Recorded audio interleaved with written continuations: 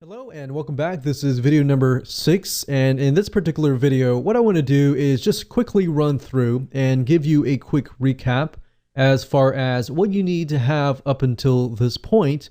So number one, you need to have your attack plan. Either you need to be selling your own product or somebody else's product and figuring that out, figuring out the angles which go into your content, and figure out your audience.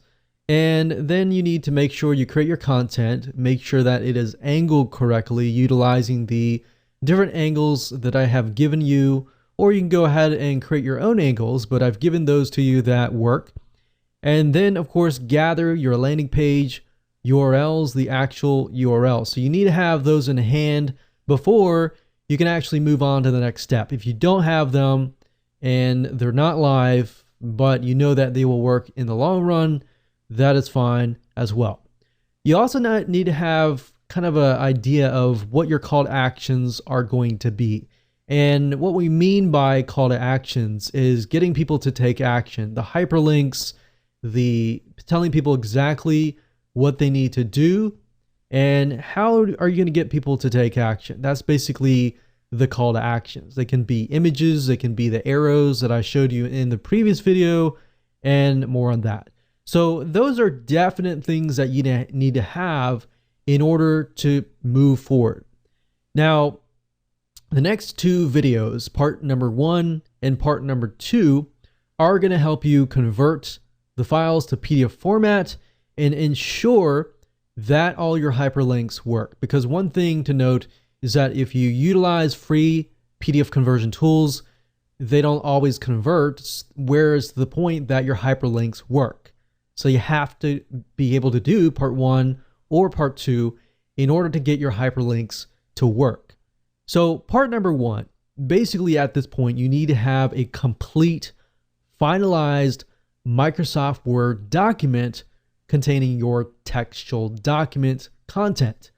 And part number 1 is going to help you understand how to convert basic text hyperlinks into actual PDF files that have hyperlinks that work. Number 2 is going to help you.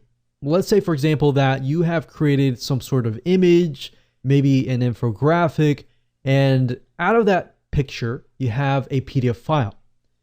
Now, the bad side of most PDF conversion tools is that part number 1, for example, is not going to work for this. So if you have an infographic and within the image itself, you have images or text in the image itself that say something like, click here. You can't actually use Microsoft Word to select a specific area of your image and convert that into a hyperlink. Unfortunately, you will have to utilize part number 2. And if you go for part number 2, you can essentially achieve part number 1. Part number 1 is basically an option if you don't really want to achieve part number 2. But in my case, I recommend that you just go watch part number 1 to understand it, but get part number 2 software, because that will resolve everything in part number 1 and in part number 2. So with that said, let's move on to the next video, and I'm going to show you how to convert a basic Microsoft Word document with textual hyperlinks into a PDF file that works. All right, let's move on to the next video.